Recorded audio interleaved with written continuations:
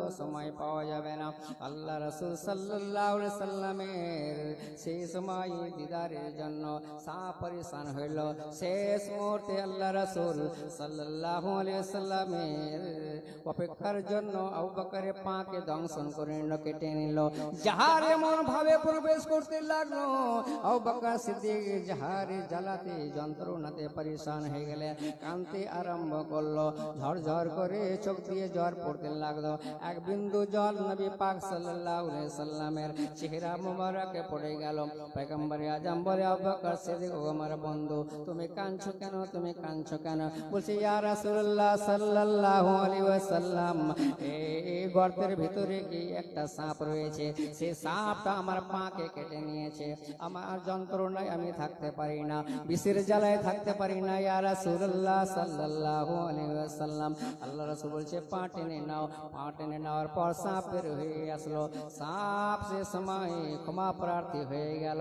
ইয়া রাসূলুল্লাহ সাল্লাল্লাহু আলাইহি ওয়াসাল্লাম, বেয়াদবি মাফ করুন, আপনার দোষ, আপনার বন্ধু আবু বকর সিদ্দিককে আমি দংশন করে নিয়েছি, কেটে নিয়েছি ইয়া রাসূলুল্লাহ। শুধু আপনার মহব্বতের খাতিরে, আপনাকে পাওয়ার জন্য, আপনার দিদার লাভ করার জন্য ইয়া রাসূলুল্লাহ সাল্লাল্লাহু আলাইহি ওয়াসাল্লাম, আপনি আমাকে ক্ষমা করে দেন। নবী পাক সাল্লাল্লাহু আলাইহি ওয়াসাল্লাম নিজের থুতু মুবারক আবু বকর সিদ্দিকের পায়ে লাগালেন, সঙ্গে সঙ্গে বিষে পানি হয়ে গেল। বলো সুবহানাল্লাহ। এই মুহূর্তে আবু বকর সিদ্দিক বলছে, ইয়া রাসূলুল্লাহ, কাফিররা চলে এসেছে, কাফিররা চলে এসেছে, ওদের পা দেখতে পাওয়া যাচ্ছে। আল্লাহ রাসূল সাল্লাল্লাহু আলাইহি ওয়াসাল্লাম বলেন, আবু বকর সিদ্দিক, তুমি ভয় করিও না, ভয় করিও না, ডর করিও না। মহান আল্লাহ রাব্বুল আলামিন আমাদের সঙ্গে রয়েছেন। আল্লাহ রাব্বুল আলামিন আমাদের হেফাজত করবে, আল্লাহ আপনাদেরকে নিগাহবান করবেন।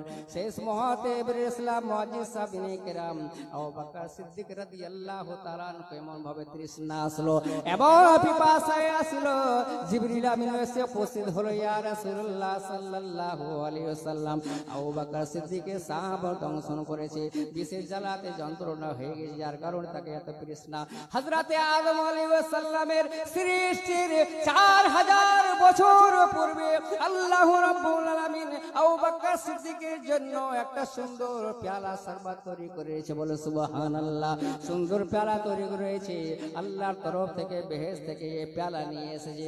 আপনার দোষ, আপনার বন্ধু আবু বকর সিদ্দিককে পান করিয়ে দেন। বলে সুবহানাল্লাহ। সেই সুন্দর পেয়ালা আবু বকর সিদ্দিককে হযরতে জিবরিল আমিন দিলেন। সেই পেয়ালাটা পান করে নিল, জুটা শান্তি হয়ে গেল। বলে সুবহানাল্লাহ। আবার দেখছে চারদিকে কাফিররা ঘোরাঘুরি করছে, আল্লাহ রাসূলের নিশানি পাওয়ার মতো মনে হচ্ছে। এই মুহূর্তে কাফিরদের মধ্যে হট্টগোল হলো। যদি নবী যদি এই গাড়ির সুরে যদি প্রবেশ করতো, তাহলে এই পাখিটা কেন ডিম দিয়েছে, এই পাখিটা কেন উড়ে চলে গেল, এ মাকড়সা জালটা ভেঙে যেত। মাকড়সা করিও না, দেখো তো একটা ছিদ্র, দেখো একটা ছিদ্র, এই পাহাড়ের ভিতরে একটা ছিদ্র তুমি দেখো। বলছি, ইয়া রাসূলুল্লাহ, ছিদ্র দেখতে পাচ্ছি। বলছি, আর কি দেখতে পাচ্ছ? বলছি, একটা নদী দেখতে পাচ্ছি, একটা নদী দেখতে পাচ্ছি, একটা ফুলের বাগান দেখতে পাচ্ছি। আল্লাহ রাসূল সাল্লাল্লাহু আলাইহি সাল্লাম বলে, আমার দোষ, আমার বন্ধু, ভয় করিও না, ভয় করিও না।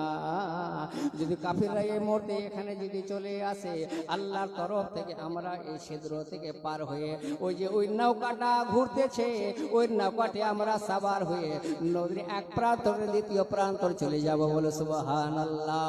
প্যারে নবী মুস্তাফা সাল্লাল্লাহু আলাইহি ওয়াসাল্লামের বয়ান শুনলে মানুষের ঈমান পোক্তা হয়ে যায়, মানুষের ঈমানের জজবা হয়ে যায়, মানুষ সিধা রাস্তা পেয়ে যায়, মানুষের ভিতরে এমন ধরনের আনন্দিত হয়ে যায়।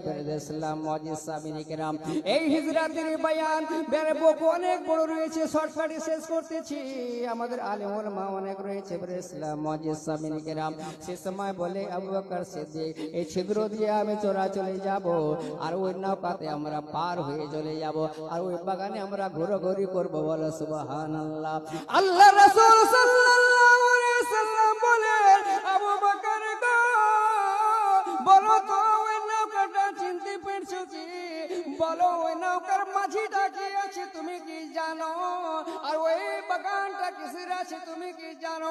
আবু বকর সিদ্দিক বলে, ফিদাক উম্মি ওয়া আবি ইয়া রাসূলুল্লাহ সাল্লাল্লাহু আলাইহি ওয়াসাল্লাম, নৌকাটা কোথায় আছে আমি জানি না, আর নৌকার মাঝে কি আছে আমি জানি না,